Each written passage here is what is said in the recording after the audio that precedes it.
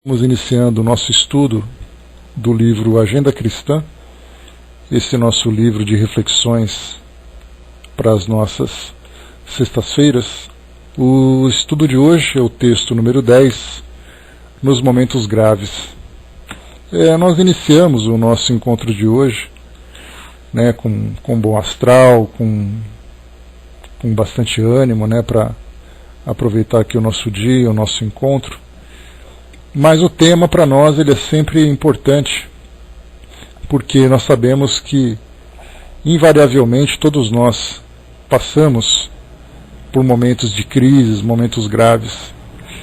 São momentos que fogem muitas vezes do nosso controle, são momentos que não são previstos, muitas vezes não dependem de nós, a harmonia, a serenidade, o equilíbrio do nosso dia a dia.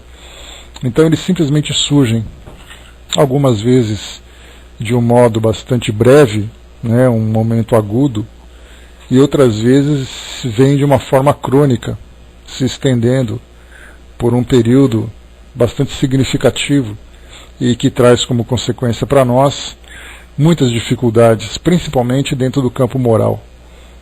Isso nos afeta, claro, no campo material, no campo físico, nos nossos relacionamentos, mas como lembra Joana de Ângeles, a dor moral é aquela dor mais aguda, aquela dor mais intensa que nos afeta, porque simplesmente não existe remédio. É uma questão de lidarmos com as situações, tentarmos resolver os problemas, trabalhar pela nossa reharmonização, pelo nosso reequilíbrio, e depois seguimos em frente na nossa jornada.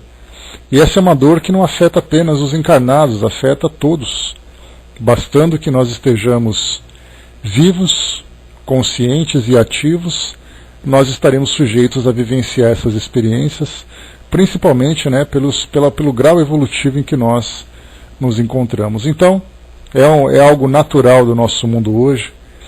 Os espíritos nos insistem em nos orientar, falando sobre o nosso mundo de provas e expiações, que as coisas vão acontecer, elas vão nos afetar de uma forma ou de outra, exatamente porque nem sempre temos o controle sobre as situações que se deparam diante de nós, não temos condições de mudar a visão e o comportamento das pessoas que convivem conosco. Muitas vezes também não conseguimos sequer lidar com os nossos próprios impulsos, com as nossas próprias tendências, o que acaba tudo isso depois culminando numa crise que nós temos sempre muita dificuldade para lidar. Os espíritos, então, conhecedores dessa trajetória que nós estamos trilhando, procuram então trazer para nós palavras de ânimo, incentivo, mas muito mais do que isso, instruções, porque na nossa vida podemos entender como sendo quase que uma fórmula matemática, regida pela lei de causa e efeito. Então eles procuram nos trazer instruções para a prevenção desses momentos difíceis, falando para nós sobre a tomada de decisão de um modo bem racional, de um modo bem equilibrado, controlar as nossas emoções, fazer as escolhas que tenham e sejam condizentes com esses valores que nós estamos cultivando. Então eles procuram sempre fazer um trabalho preventivo, mostrando para nós qual é o caminho para a felicidade. E a partir do momento em que nós seguimos por esse caminho, nós temos mais facilidade de alcançar essa condição, que é o que todo mundo deseja, e na verdade nós falamos sobre a verdadeira felicidade, e não simplesmente uma felicidade ilusória. Então, fazem esse trabalho preventivo, mas sabedores também de que nós não temos condições de sempre agir da forma correta, mesmo que nós insistamos, tentemos fazer com que as coisas deem certas, muitas vezes elas dão erradas. E aí então os espíritos trabalham para exatamente trabalhar com as consequências. Eles fazem aquele trabalho de esclarecimento para nos ajudar a sair desses caminhos equivocados que nós tomamos. Então, fazemos as prevenções e depois trabalhamos com as consequências caso nós não consigamos resolvê-las, né? E lembrando também que muitas situações que nós enfrentamos são situações que já foram criadas anteriormente. O que nós escolhemos agora são apenas as consequências. Então Kardec lembra, a gente sempre coloca esse capítulo, né, do Evangelho segundo o Espiritismo, capítulo 5, Bem-aventurados os aflitos, e falamos nele com frequência, exatamente porque ele trata de uma questão que é absolutamente normal, natural e presente na nossa vida, que são os momentos de dificuldade, aqueles momentos que geram para nós maiores aflições. Então, é um capítulo vivo, né, um capítulo muito presente, e que quanto mais nós estudarmos, mais nós temos condições de trabalhar preventivamente ou mesmo recomeçar, nós nos reerguermos diante das quedas que acabam surgindo devido a essas circunstâncias. A Angelina colocou, né, são desafios para o nosso aprendizado. O aprendizado vem daquela forma, né, Angelina, pelo amor ou pela dor. Né, o aprendizado pelo amor é aquele aprendizado sábio. Nós aprendemos com a observação, nós aprendemos com o raciocínio daquilo que nós estamos fazendo. E no caso de dificuldade, numa ação de rebeldia de nossa parte, se nós não vamos pelo amor, então vem pela dor. E ainda assim essa dor, que é uma consequência natural, ela pode ser também permeada de sofrimento. Essa é a parte mais difícil. Né? Então, como lembram também os espíritos, que a dor é opcional. Né? A dor é necessária, o sofrimento ele é opcional. E é desse sofrimento que nós vamos tratar, na forma como nós vamos lidar com essas dificuldades. O Braz lembrou aqui, né, eu acredito que tem momentos que é providencial, vindo do alto. São necessidades que a gente tem, né, Braz? Bom dia, Isabel. São necessidades que a gente tem, né, porque dentro do campo de provas que nós estamos vivendo, nós somos submetidos muitas vezes ao extremo das nossas capacidades, exatamente para que a gente possa compreender, né, tudo aquilo que nós estamos vivendo de negativo, aquilo que nós estamos vivendo de equivocado. Então, exatamente, né, sem dúvida nenhuma, a dor vem para nós como algo educativo, né, e não apenas uma questão de criação da nossa parte. Porque a dor, consequência, ela é para nós uma expiação. A dor educativa, ela vem como prova para o nosso aprendizado. Né, então, exatamente essas são as experiências que nós estamos vivendo, que nós vivemos constantemente, né? Então aqui nesse nosso texto de hoje, nos momentos graves, André Luiz traz então aqui algumas reflexões, né, algumas passagens aqui que nos ajudam nesse entendimento, no momento em que nós estamos no redemoinho, vamos dizer assim, das situações problemáticas, naqueles momentos mais críticos, aqueles momentos mais graves, né, quando nós precisamos de maior serenidade para tomarmos as decisões, para retomar esse equilíbrio.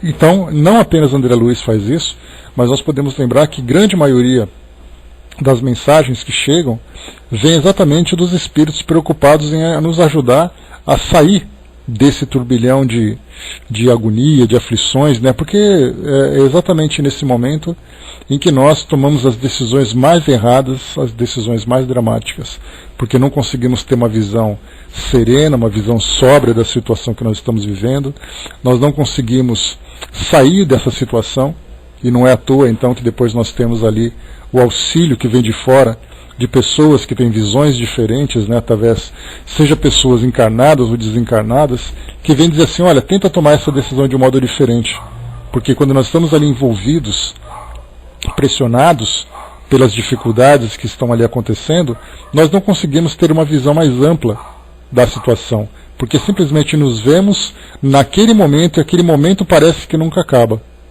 Mas antes desse momento de crise, nós tivemos ali opções antes disso acontecer e teremos depois opções futuras.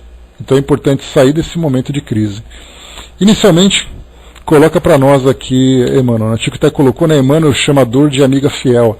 Então a Joana de Ângeles chama de grande professora, Emmanuel chama de amiga fiel. Então ali a dor para nós, se nós soubermos lidar com ela, entender exatamente o sentido dela existir, que é exatamente o momento em que nós somos alertados de que alguma coisa está errada, essa dor vem em maior e menor intensidade.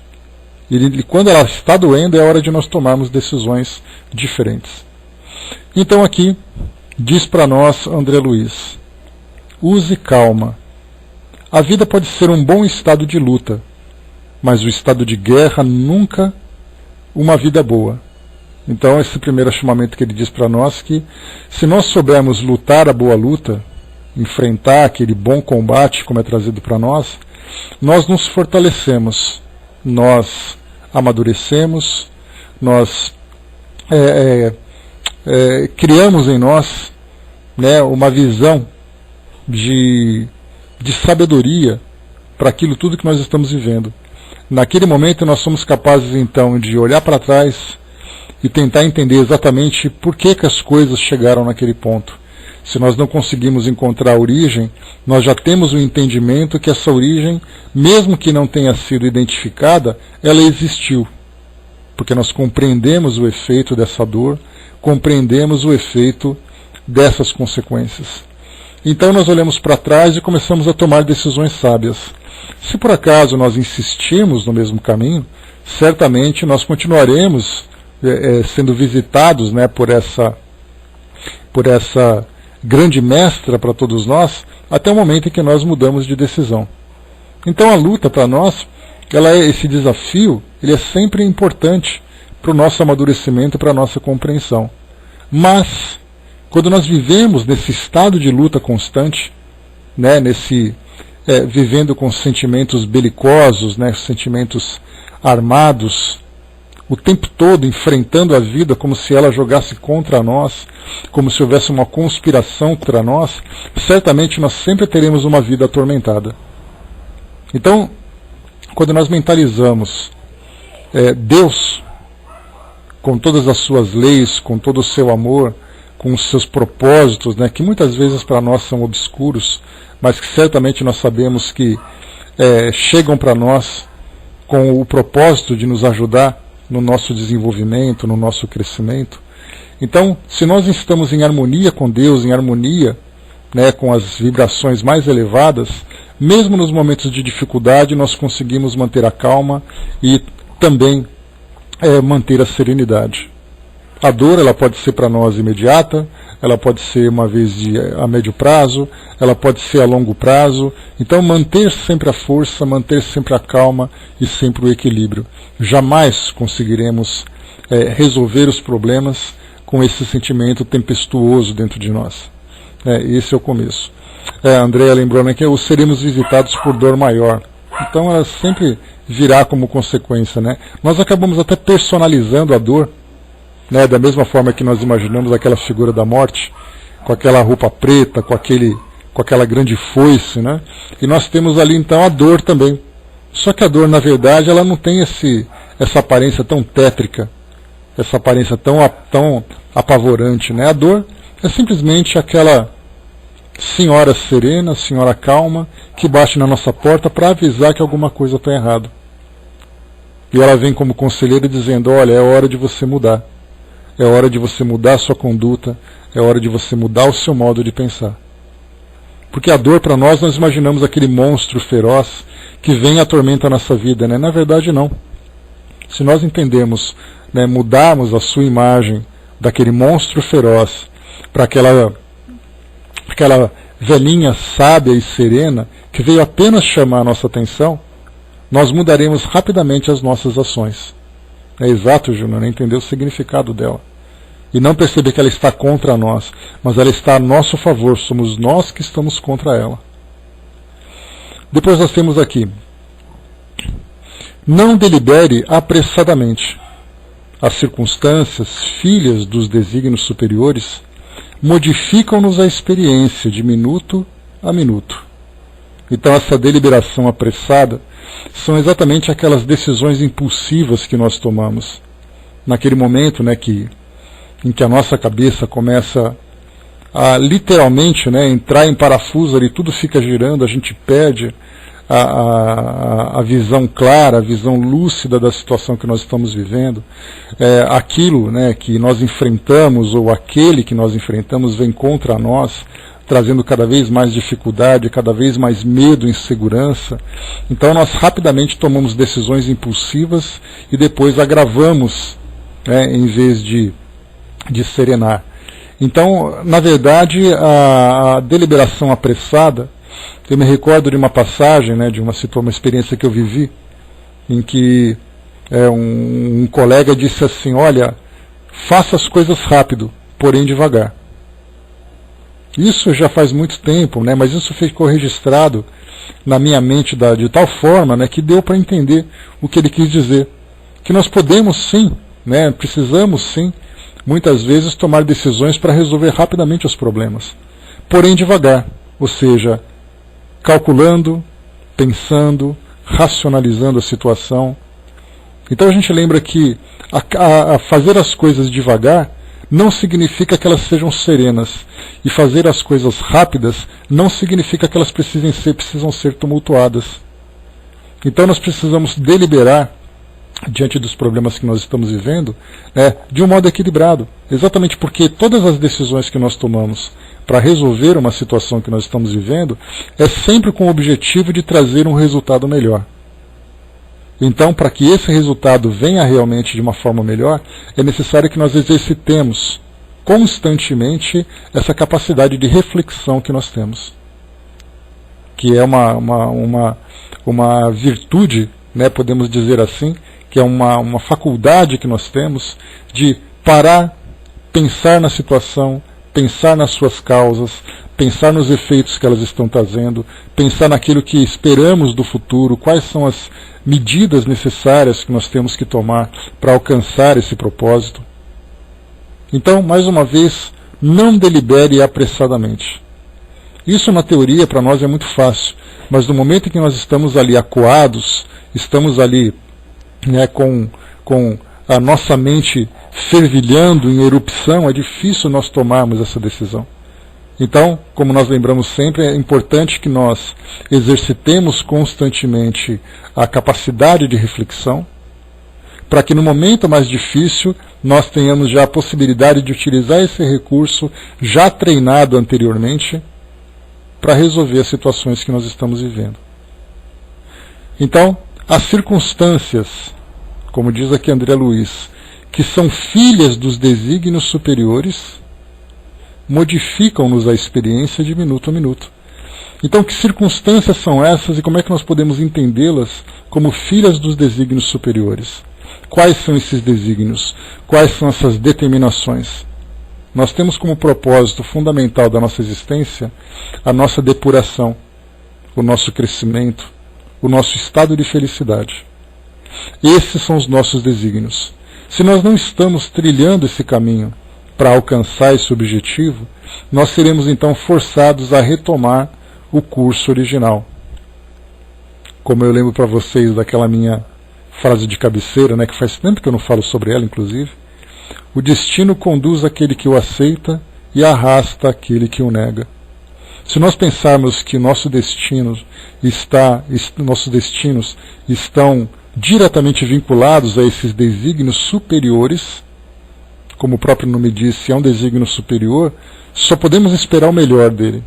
Mas se nós resistimos às mudanças necessárias e ao trabalho necessário para chegarmos nesse objetivo final, significa que nós teremos forçados a voltar, e a dor ficará simplesmente nos esperando para chamar nossa atenção e gentilmente nos conduzir de volta a esse curso natural. Então lembremos sempre que cada vez que nós sentimos aquela dor moral, aquele sofrimento todo, não pensemos naquele monstro de 7 cabeças.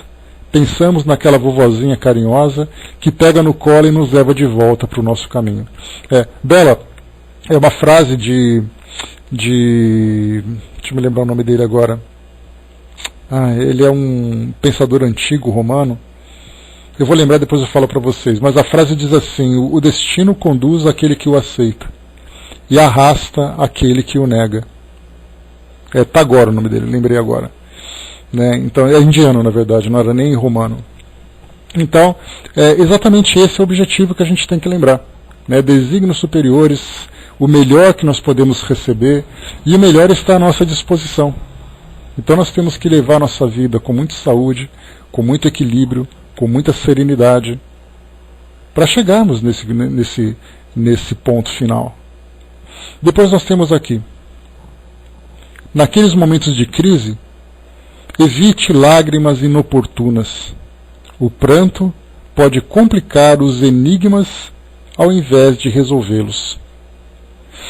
Aí então, naqueles momentos de dificuldade, chegamos naquela condição de desespero, choramos, gritamos, esperneamos, perdemos completamente a lucidez. E aí certamente nós não conseguimos encontrar saída para aquela situação que nós estamos vivendo. Joana de Ângeles insiste em nos falar sobre a importância da prece, quando ela diz assim que nos momentos de maior dificuldade, nós temos que silenciar o nosso pensamento, acalmar o nosso coração e fazer uma prece. Porque além de entrarmos em sintonia com o plano espiritual, essa pausa que nós fazemos para elevar o nosso pensamento vai nos dar a lucidez necessária para encontrar um caminho que nós devemos seguir. Lembrando sempre que nem sempre as decisões que nós tomamos agora trazem para nós uma solução imediata. Até porque, na maioria das vezes, a causa dos problemas, ou as causas, quando vêm num conjunto, são causas que foram cultivadas durante muito tempo. Dessa forma, os problemas também foram se somando durante muito tempo. E a solução também exigirá muito tempo para ser resolvida. Então, nesse momento de crise, asserenemos o nosso coração e façamos uma prece. Conversemos com Deus, permitamos que as melhores inspirações, que essas boas vibrações nos envolvam, para que a gente possa ter uma visão lúcida da situação que nós estamos vivendo. Depois nós temos aqui, se você errou desastradamente, não se precipite no desespero. O reerguimento é a melhor medida para aquele que cai. Quando a gente fala sobre o erro desastrado, nós falamos sobre os nossos impulsos, falamos sobre as nossas tendências, que algumas vezes surge uma situação à nossa frente e nós queremos viver aquele momento especial, viver aquele sentimento, aquele prazer. E aí então nós acabamos cometendo esse equívoco. O resumo dessa passagem se chama apenas auto-perdão. Reconhecer em nós a imperfeição que nós ainda trazemos, perceber que nós somos passivos de cometer esses erros, de levar essas quedas, mas que se nós tivermos essa serenidade para perceber em nós essa fraqueza, trabalharmos para superá-la, reconhecer essa nossa fraqueza e trabalhar para reconstruir aquilo que infelizmente nós destruímos, nós conseguiremos certamente retomar o curso natural da nossa vida. Então, não devemos nos precipitar em desespero. É claro que nós temos aqueles ingredientes em nós que acabam potencializando nossas dores, como é o caso, por exemplo, do nosso orgulho. Uma situação em que nós ficamos de tal forma constrangidos por nós, por outros, por aqueles que nos observam, aqueles que participam, aqueles que convivem conosco, que nós acabamos entrando no desespero, nem sempre pelo problema em si, mas principalmente por termos que nos expor a essas situações.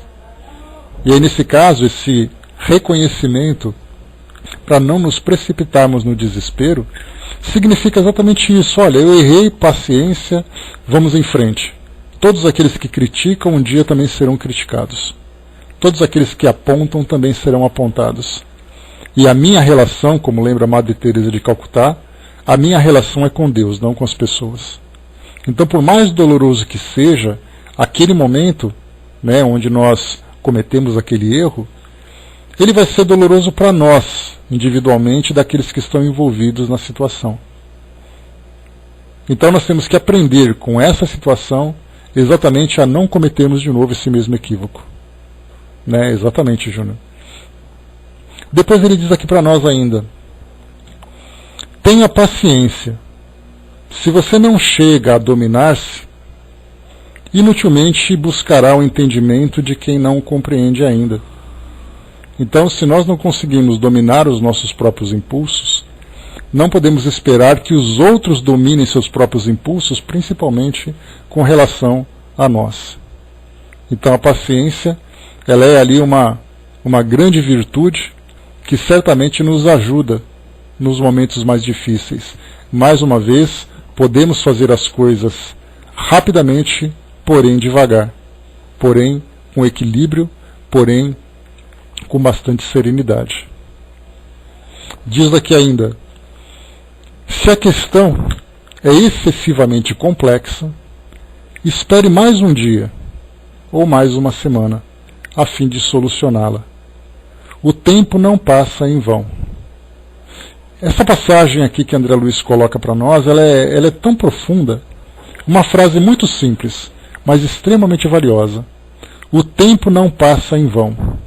Quando nós começamos, aliás, essa é uma frase que vale a pena nós escrevermos bem grande e colocarmos na parede da nossa casa, do nosso trabalho, para que a gente não esqueça. Porque ao entendermos que o tempo passa, mas que o tempo não passa em vão, significa que cada momento da nossa vida que vai evoluindo, que vai se desenvolvendo, são mudanças que vão acontecendo dentro de nós. São mudanças que vão acontecendo no nosso mundo. E cada uma dessas mudanças nos dão oportunidade de melhor aprendizado, de melhor resolução, de melhor decisão. Temos que saber aproveitar esse tempo. Porque muitas vezes o tempo não passa em vão. Ele tem ali uma visão positiva, né, quando nós conseguimos acompanhá-lo e perceber essas mudanças, mas ele traz para nós um resultado bastante negativo quando nós percebemos que o tempo não passa em vão e nós não sabemos acompanhá-lo. Tomarmos as melhores decisões, fazermos as melhores escolhas, trabalhar da forma correta, no momento certo, na atividade certa, sempre visando o bem, sempre visando a transformação. O tempo está passando, o tempo passa o tempo todo para nós. Não é o tempo que passa daqui um ano, o tempo que passa daqui um mês. A cada segundo para nós, nós temos a oportunidade de destruir ou de construir alguma coisa. E quando a gente diz assim, mas isso depois passa.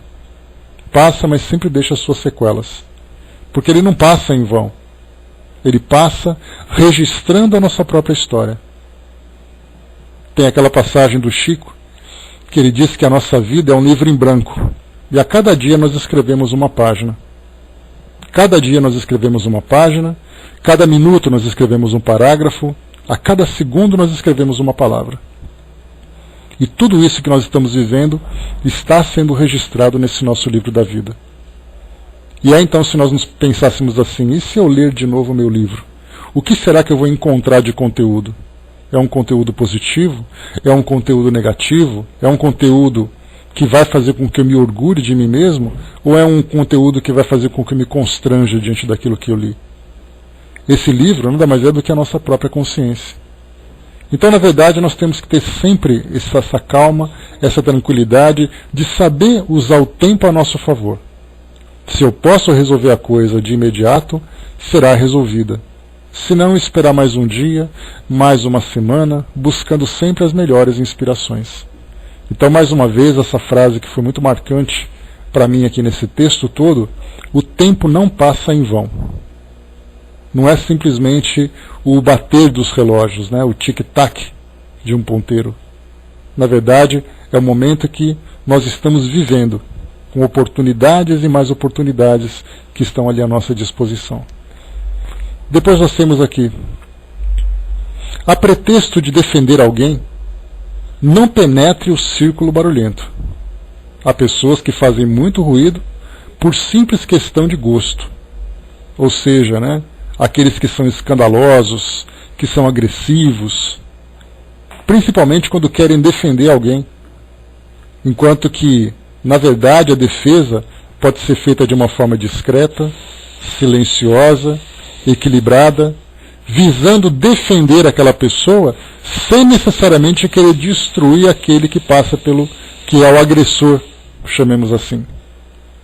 Porque quando nós percebemos que alguém do nosso afeto, alguém próximos a nós, ou alguém que nós observamos que passa por uma situação de injustiça, naquele momento nós temos que protegê-la e também pensar naquele que é o agressor, de protegê-lo dele mesmo. E não simplesmente participar e agravar, né, das circunstâncias que nós estamos vendo. Eu me recordo aqui de uma matéria que passou na televisão, lamentável, diga-se de passagem, em que um jovem, né, fez uma agressão verbal a uma coordenadora de estudos de uma escola. E aí então chamaram a mãe, chamaram os pais para poder conversar sobre o problema do aluno. E isso mostrou na televisão, foi filmado na escola. E aí então a mãe começou a discutir com a coordenadora e acabou agredindo fisicamente a coordenadora, e o filho depois também foi e completou a agressão, né, e deu um soco no rosto da coordenadora. Então nós vemos ali que esse tipo de desequilíbrio é o que mais nós encontramos no mundo, principalmente numa época como a nossa, onde parece que existe uma instabilidade emocional, onde parece que existe um distúrbio emocional generalizado no nosso mundo hoje. Então, o que nós percebemos é que desequilibrado o mundo já está. O que ele precisa é de equilíbrio, é de serenidade, é de bom senso. Nós, que somos, como diz Emmanuel, somos os aprendizes da Boa Nova, temos que colocar isso em mente, que é o nosso papel. Nós que estamos nessa condição de filosofia, de filósofos, né, de pensadores, de tudo aquilo que acontece no mundo, pensando nas causas, pensando nas consequências. Então, hoje o tic-tac é aquela questão que nós colocamos sempre, que a situação por si só ela é única. O que nós percebemos de diferença é a intensidade com que isso acontece. Né? Tudo é agressão, exatamente. Então nós vemos assim a intensidade. Algumas vezes eu estou discutindo com uma pessoa e altera a minha voz. Ótimo. Algumas vezes nós vemos uma pessoa que mata o outro porque não tolera. A situação é a mesma. O que muda, na verdade, é apenas a intensidade com que isso se manifesta. Então, mais uma vez, o nosso mundo hoje está cheio disso. Principalmente, né, voltando mais uma vez nesse universo virtual, em que todos nós participamos, seja aqui utilizando o nosso programa, seja numa rede social, seja num comunicador particular, participando de grupos e tudo mais, o que nós vemos com a maior facilidade são as pessoas se agredindo. Se agridem com desenho, se agridem com uma figurinha, se agridem com uma imagem, se agridem com palavras e muitas vezes se agridem até fisicamente. Então o que nós precisamos ter exatamente é isso, né? Qual é o nosso papel no nosso mundo? Se nós desejamos tanto ver o mundo melhor, temos que pensar exatamente nessa situação. Vemos a mídia colaborando com isso. Nos programas de televisão, vemos nos próprios, na mídia, tá, que acontece dentro do meio eletrônico também. Tudo é fácil, é uma fotografia, uma palavra, um comentário. Parece que existe assim a necessidade do escândalo dentro de uma intolerância irracional, onde o que vale para nós é fazer barulho. Podem perceber isso? Das manchetes que nós vemos hoje nas chamadas, que fulano disse, fulano falou, e a pergunta que a gente coloca é: com que propósito aquilo foi revelado? Olhos por todos os lados, né, Júnior? Olhos eletrônicos filmando, registrando, e as pessoas divulgando, publicando, com que objetivo exatamente? Qual é o propósito fundamental que elas estão, para o qual elas estão trabalhando? Então, por isso, a pretexto de defender alguém, de defender uma ideia, de defender ali uma coletividade, de defender uma crença, não penetre no círculo, não penetre o círculo do barulhento, o círculo barulhento. Há pessoas que fazem muito ruído por simples questão de gosto, e é o que a gente mais vê. Ironias, sarcasmos, comentários, apontamentos, isso nós encontramos o tempo todo. Precisamos então nadar contra essa maré, porque nós sabemos que ela é errada. Jamais conseguiremos um mundo harmônico alimentando a intolerância e alimentando a agressividade. Mais um aqui. Seja comedido nas resoluções e atitudes. Nos instantes graves, nossa realidade espiritual é mais visível. E aí eu me lembro também de uma outra passagem de André Luiz, que nós veremos aqui também, se eu não me engano, aqui no próprio Agenda Cristã, quando ele diz assim: suas opiniões revelam o verdadeiro lugar que você ocupa no mundo. E aqui é a mesma coisa, nos instantes graves, nossa realidade espiritual é mais visível. Qual é exatamente a nossa realidade espiritual? Quais são as nossas virtudes? Quais são as nossas imperfeições? Não existe aparência. Não é aquilo que eu visto, não é ali o modo como eu me apresento visualmente para as pessoas. Nos momentos graves, nos momentos de crise, eu vou mostrar quem realmente eu sou. Se eu estiver ali vestido de uma forma sofisticada, o desespero vai me fazer rasgar essa roupa toda. Se existe ali para as mulheres, né, aquele cabelo bem feito, aquela maquiagem bem passada, no final da crise vai estar tudo borrado, tudo descabelado. Então, na verdade, a nossa realidade espiritual é aquilo que existe dentro de nossa consciência. E é exatamente nesse momento de maior dificuldade que vai manifestar qual é o nosso conteúdo. Então, se nós já sabemos que temos essas imperfeições, o nosso trabalho principal é trabalhar o equilíbrio, trabalhar a serenidade. Porque aí naquele momento de maior crise é quando nós vamos dizer assim: calma, pensa, raciocina, toma a decisão certa, faça a sua prece, não grite, não se desespere, não agrida ninguém. Mantenha exatamente essa realidade espiritual que nós temos. Porque a nossa intenção qual é? Mostrar aquilo que existe de melhor em nós. Todo esse conteúdo, né, todos esses valores que nós estamos cultivando, todas as mensagens, todas as reflexões que nós fazemos, não é simplesmente um passatempo para nós. É, na verdade, ali uma proposta realmente de grande mudança. Então, mais uma vez, essa mudança só vai se manifestar de fato nos momentos de maior gravidade. Então é por ali, nesse momento, em que nós seremos reconhecidos. No plano espiritual, isso já é algo mais natural. Basta simplesmente que nós exponhamos o nosso modo de pensar sobre as coisas, que já saberemos exatamente qual vai ser a nossa tendência. Então, no plano espiritual, nós temos ali as nossas vibrações, que são a nossa identidade moral. Até em silêncio, nós vibramos e nós emitimos ali as nossas vibrações. Então, por isso, seja comedido nas resoluções e atitudes. Então, esse comedimento significa exatamente isso, né? A calma, a tranquilidade e a serenidade, que são essas três virtudes, né, que nós, ou três ações que nós comentamos muito hoje e que são as mais aplicadas nos momentos de maior gravidade.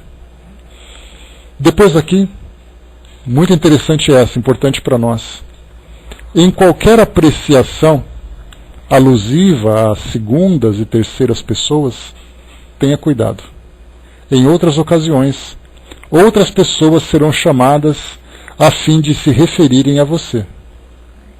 Então é aquilo que, com o mesmo peso que nós julgarmos, nós seremos julgados. Então a apreciação significa exatamente isso. Qual é a nossa opinião a respeito das pessoas com quem nós estamos falando? Né, que nós utilizamos ali os pronomes da língua portuguesa, né, a primeira pessoa, a segunda pessoa, a terceira pessoa. A primeira pessoa sou eu. A segunda pessoa é com quem eu falo. A terceira pessoa é de quem eu falo. Então, quando nós estamos falando com alguém ou falando de alguém, a nossa apreciação vai mostrar exatamente aquilo que eu disse anteriormente sobre aquela passagem de André Luiz. As nossas opiniões revelam o verdadeiro lugar que nós ocupamos no mundo. E nesse caso, lembrando sempre que a vida, nessa vida de sociedade que nós temos, essa vida comunitária, essa vida gregária que nós vivemos, nos coloca sempre em contato com os outros. E existe uma lei que ela é imperiosa dentro desse mecanismo social, que é a reciprocidade. Aquilo que eu faço é aquilo que eu recebo. Aquilo que eu falo é aquilo que eu escuto. Então temos sempre que pensar nisso. Mesmo que nós tenhamos uma visão que possa ser crítica, negativa a respeito de alguém, é importante que nós tenhamos o equilíbrio para poder fazer com que modifiquemos o nosso pensamento para entender que aquela pessoa não é assim.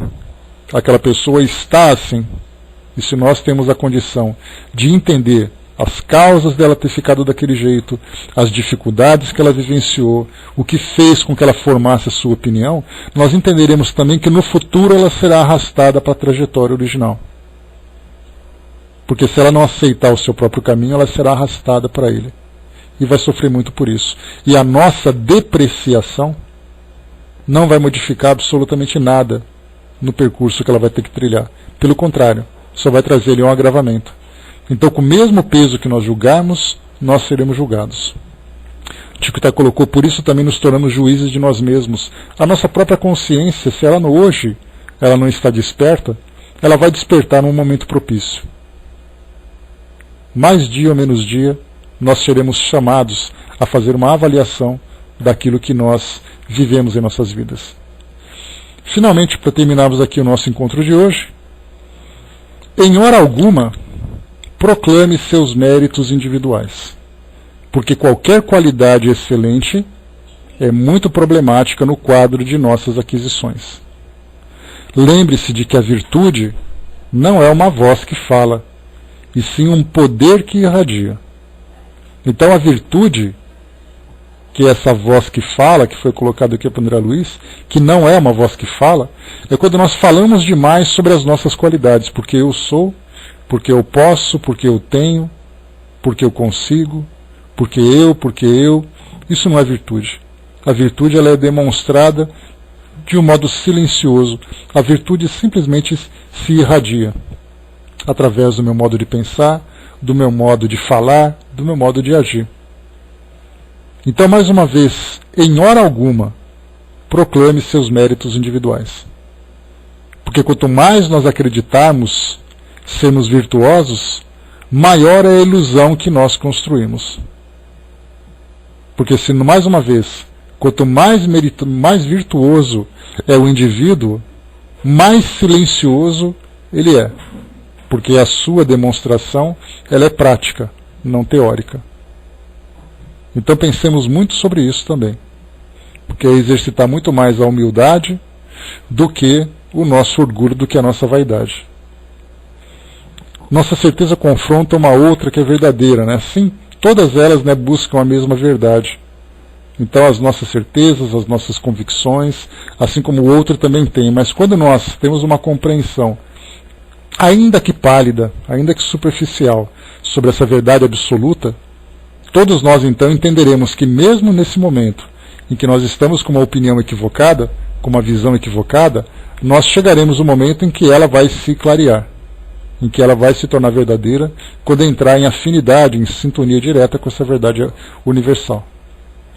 Então, meus amigos, aqui, né, esse pequeno receituário que André Luiz trouxe para nós nos momentos de crise: serenidade, calma, equilíbrio, paciência, tolerância, reflexão, preces, contarmos, né, com a certeza, temos essa confiança de que tudo que acontece na nossa vida tem um propósito maior. Mesmo que hoje nós não entendamos, mesmo que hoje a nossa vovozinha dor venha bater a nossa porta para chamar a nossa atenção. A indulgência faz parte também, principalmente, né, nos tempos de hoje, porque nós estamos armados. Nós temos ali as palavras certas, as ideias certas para emitirmos para atacar alguém. A indulgência é exatamente esse desarmamento. Temos que nos desarmar para entendermos que aquilo que aquela pessoa diz agora, ela foi motivada por circunstâncias que ela está vivendo, mas que isso pode ser modificado no futuro. Né? Eu acho que para todo mundo, André, não é uma coisa pessoal.